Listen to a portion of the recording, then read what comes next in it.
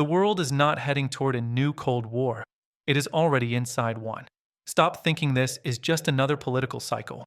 Stop thinking this is about elections, speeches, or headlines.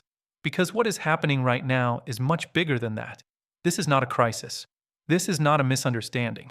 This is not temporary. This is a global reset. And whether people realize it or not, the world is already moving into a new Cold War. Not tomorrow. Not next year. Now. For decades, the world lived under the illusion that the Cold War ended in 1991. Borders opened. Trade expanded. Militaries downsized. Globalization promised stability. But that world no longer exists. What replaced it is not peace. It is competition without rules.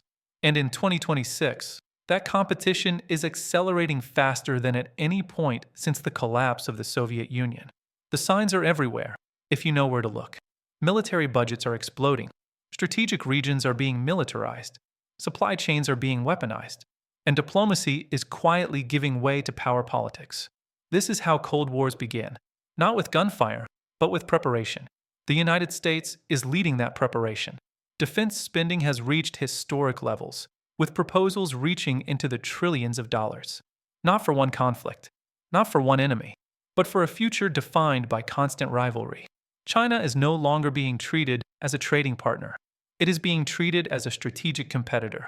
Russia is no longer viewed as a regional problem. It is being treated as a permanent security threat.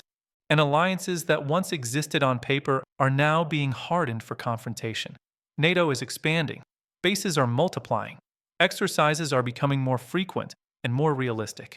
This is not symbolic. It is structural. Cold Wars are not declared. They are built. And the architecture of a new one is taking shape. Look at the Arctic. Once ignored, once dismissed as frozen wasteland. Now one of the most contested regions on Earth. Why? Because geography still decides power. As ice melts, new shipping routes emerge. As technology advances, missile defense systems move north. As resources become accessible, competition follows. The Arctic connects North America, Europe, and Asia. Whoever controls, it controls the future balance of power.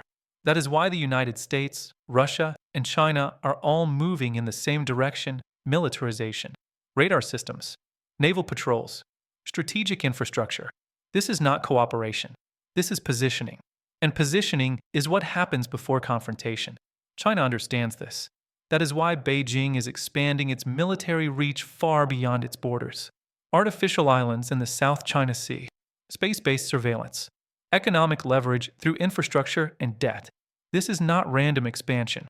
It is strategic containment, flipped on its head. China believes the post-Cold War order was designed to limit its rise. Now it is building a parallel system. Different rules, different alliances, different norms. Russia, meanwhile, has already crossed into confrontation mode. Military operations, energy leverage, cyber operations. Moscow is not trying to dominate the world. It is trying to make the world unstable enough that no single power can dominate it. That, too, is classic Cold War logic.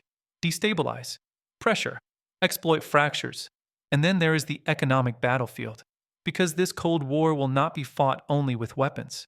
It will be fought with supply chains, semiconductors, energy, rare earth minerals, food security. Trade is no longer neutral. Sanctions are not temporary tools. They are permanent weapons.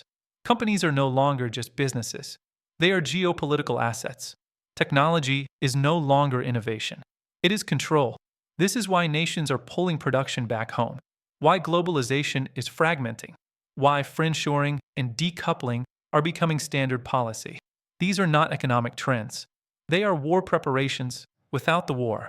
The most dangerous part? No one is calling it a Cold War yet, because naming it would force accountability. It would force governments to admit that the era of stability is over. It would force societies to accept that prosperity is no longer guaranteed. Cold Wars thrive on denial, on gradual escalation, on normalization. One defense budget increase at a time, one new base at a time, one temporary measure that never disappears. That is exactly what is happening now.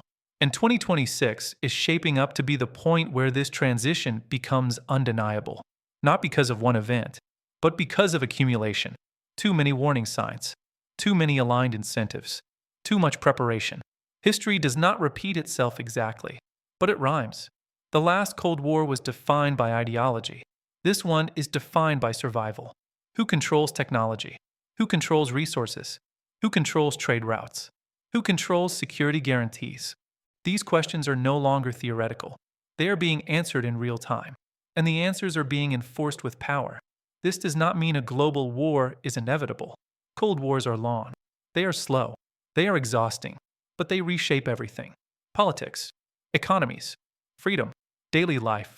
The choices being made today will define the world for decades. And the most dangerous moment in any Cold War is not when it is openly acknowledged. It is when people still believe nothing has changed. Because by the time it is obvious, it is already too late. 2026 may not be remembered as the year war began, but it may be remembered as the year the world quietly accepted that peace was no longer the default.